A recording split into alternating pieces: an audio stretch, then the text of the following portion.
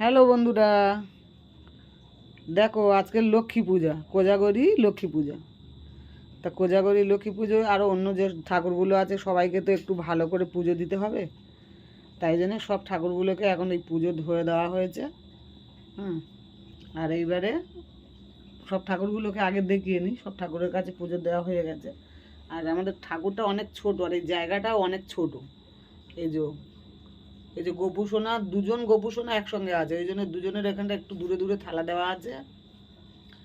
আর এদিকে বাবা সাঁই বাবা আছে, এদিকে মা কালী মা, তারা মা, কৃষ্ণ কালী মা, জগন্নাথ বাবা, সব শিবগুরু।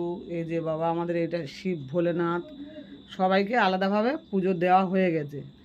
আর আমাদের পিতলের ছোট্ট ঠাকুর, তাই জন্যে এইগুলো যে একটু জোয়াক মানে করা হয়েছে, অনেকটা বড় জায়গা, তো ওইখানটায় জায়গাটা দেওয়া যাবে না, তাই জন্য ঠাকুরটাকে নিচে বসানো হয়েছে।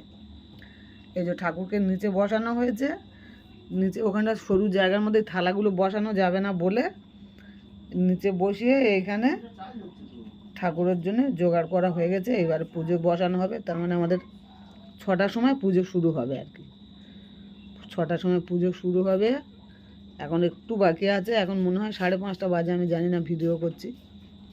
সব রেডি করে নিয়েছি। এবারে আমার মিঠু সব জোগাড় করেছে, রেডি করে নিয়েছি, মানে আমি খুব একটা করতে পারিনি, আমার একটু কোমরে ব্যথা, তো কষ্ট পাচ্ছি, তা সেই জন্য আমার মিঠু নারকেল নাড়ু করেছে। আর এমনি এগুলো সব কেনা কেনা সব জিনিস, আর এই নারকেল নাড়ুটা ঘরে বানিয়েছে, আমি বলে বলে দিয়েছি তাই বানিয়েছে। আর আমাদের কালী পুজোতে আটকড়াই লাগে, লক্ষ্মী পুজোতে আমাদের আটকড়াই লাগে না, কিন্তু দেখলাম বিক্রি হচ্ছে, সবাই কিনছে, তা আমি বললাম তাহলে আমি একটু কিনে নিই বলে এই আটকড়াইও নিয়েছি। কিন্তু কালী পুজোর নিয়ম আটকড়াই, লক্ষ্মী পুজোতে নয়।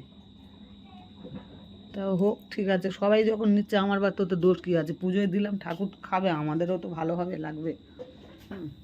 আর দেখো ঠাকুরের সামনে এই ধানের এইটা কীরকম হয়েছে তোমরা বলবে আমার কেমন দেখতে হয়েছে।